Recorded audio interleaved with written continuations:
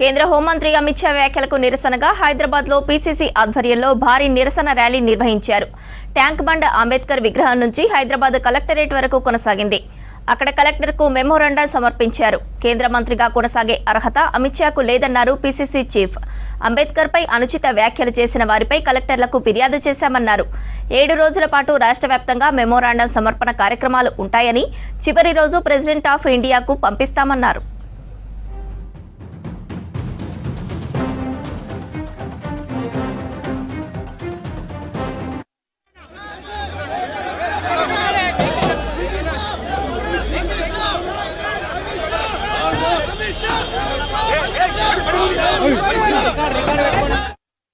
మీరు గత 8 రోజుల ఈ దేశ ప్రజల గుండెల గాయమై ప్రతి ఊరు వాడ మొదలుకొని ఢిల్లీ వరకు ఈ దేశం అంతా కూడా బాధతో కుమిలి కుంగిపోతున్న తరుణం. కారణం బాధ్యత గల హోంమంత్రి పదవిలో ఉన్నటువంటి అమిత్ షా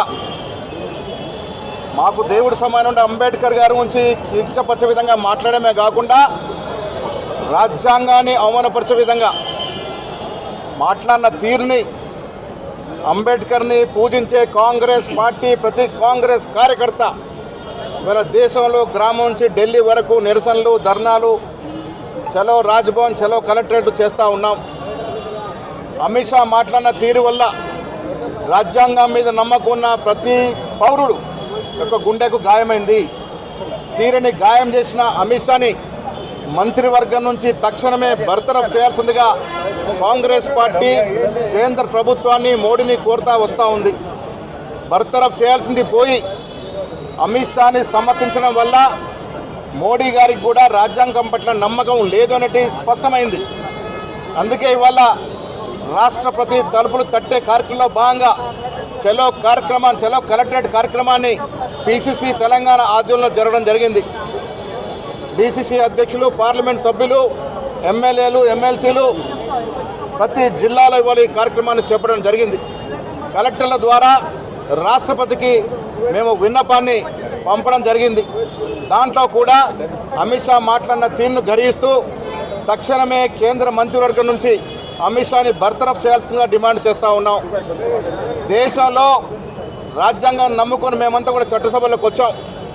ఆ రాజ్యాంగాన్ని కించపరిచే విధంగా రాజ్యాంగాన్ని సమూలంగా మార్చి మను స్క్రిప్ట్ని తీసుకురావాలని బీజేపీ లోపాయకర ఎజెండాలో భాగంగానే అమిత్ షా మాట్లాడినట్టుగా అర్థమవుతూ ఉంది. కొన్నేళ్లుగా ఈ దేశంలో ఆర్ఎస్ఎస్, బీజేపీ కుట్రలు పన్ని చరిత్రను తిరగరాసే విధంగా ప్రయత్నం చేస్తూ ఉన్నారు. గాంధీని, నెహ్రూల్ని మరిపించే విధంగా ప్రయత్నాలు చేస్తూ ఉన్నారు.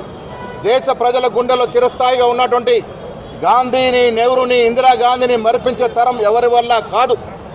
రాజ్యాంగాన్ని మారుస్తాము అంటే కూడా రాజ్యాంగాన్ని ముట్టుకుంటే భస్మమవుతారనే మాట కూడా ఇస్తుందిగా మనవి చేస్తూ ఈరోజు కలెక్టర్ ద్వారా రాష్ట్రపతికి మెమోరాండం సమర్పణ జరిగింది. మళ్ళీ మీ ద్వారా దేశ ప్రజలకు విన్నవిస్తూ ఉన్నాం. ఇది గరించాల్సిన సందర్భం. తక్షణమే అమిత్ షాని బర్తరఫ్ చేయాల్సిందిగా డిమాండ్ చేస్తూ ఉన్నాం. ఈరోజు కాంగ్రెస్ పార్టీ పిలుపు మీదకు అమిత్ షా ఏదైతే అంబేద్కర్ గారు వ్యాఖ్యలు చేశారో అవి నిజంగా కూడా చాలా బాధాకరమైన విషయము. మేమందరం కూడా కాంగ్రెస్ పార్టీ తరఫున అమిత్ షా గారిని భారతదేశంలో ఉన్న బహుజనులందరికీ కూడా బహిరంగ క్షమాపణ చెప్పాలి. అదేవిధంగా అమిత్ షా గారు వెంటనే రాజీనామా చేయాలని కూడా కాంగ్రెస్ పార్టీ తరఫున డిమాండ్ చేస్తున్నాం. రాష్ట్ర బీజేపీ నాయకులు ఎవరైతే ఎంపీలు ఉన్నారో, ఎవరైతే ఎమ్మెల్యేలు ఉన్నారో, ఎవరైతే వాళ్ళ పార్టీ పెద్దలు ఉన్నారో వాళ్ళందరూ కూడా మొత్తం బీజేపీ పార్టీ మొత్తం కూడా బహుజనులకు క్షమాపణ చెప్పాలని కూడా మేము కాంగ్రెస్ పార్టీ తరఫున డిమాండ్ చేస్తున్నాం.